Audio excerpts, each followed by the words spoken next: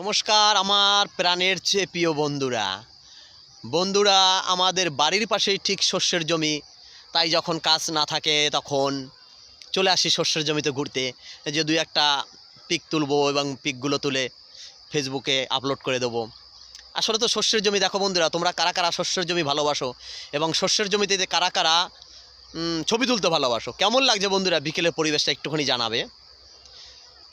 তোমরা কি এরকম ভালোবাসো শস্যের জমি, এরকম গ্রাম, এরকম পরিবেশ, নদী নালা খাল বিল পুকুর, এগুলো তোমরা কারা কারা ভালোবাসো?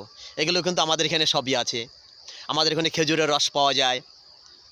এবছর এখনও খেজুরের রস খাওয়া হয়নি। এখানে যে খেজুরের রস কাটে সে আমাকে প্রতি বছর গেলে 1 গ্লাস করে খেজুরের রস খাওয়ায়, তার বিনিময়ে সে কিছু নেয়। খুবই ভালো কাকা। এই দেখো বন্ধুরা কত সুন্দর জমিতে সর্ষে চাষ হয়েছে। এই একটা জমিতে সর্ষে চাষ হয়েছে। এই দেখো আমার এক কাকা এখানে সর্ষে চাষ। কাকা তুমি কতটা সর্ষে চাষ করেছো? 3 বিঘে।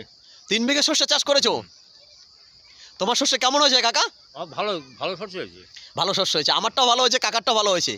তো প্রতি বছর আমার থেকে কাকার ভালো হয় সর্ষে, কিন্তু এবছর আশা করে যে আমার শস্যটাই বেশি ভালো হবে। আমি মার খেয়ে গেলাম একটু মার খেয়ে গেল না কাকার? হয়নি, খারাপ হয়নি, কিন্তু আমারটা একটু ভালো হবে।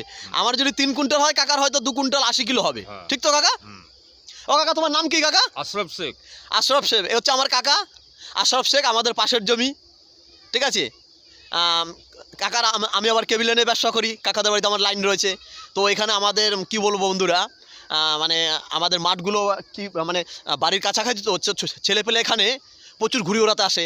কাকা তুমি এখানে কিসের জন্য এসছো? জমি দেখতে। জমি দেখতে। আর কি করতে এসছো? ছেলেপেলে খেলাফেলা করে হয়েছে। ছেলেপেলে একটু খেলাটেলা করে, ওই ছেলেপেলে শস্য জমিতে নামে, ওর জন্য একটুখানি আমাদের থাকতে হয়, বুঝতে পেরেছো?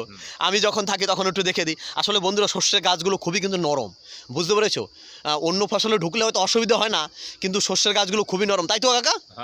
শস্যের গাছ নরম। শস্যের গাছে যদি একবার ঢোকে না বন্ধুরা, তাহলে কিন্তু শস্যের গাছটা পুরো একদম ভেঙে যাবে। সেই শস্যটা আর কখনোই হওয়া সম্ভব না। ধানের জমিতে ঢুকলে অতটা অসুবিধা হয় না, কিন্তু শস্যের জমিতে ঢুকলে খুবই অসুবিধা হয়। কাকা তুমি শস্য ছাড়া আর কি চাষ করেছো কাকা? পেঁয়াজ আছে।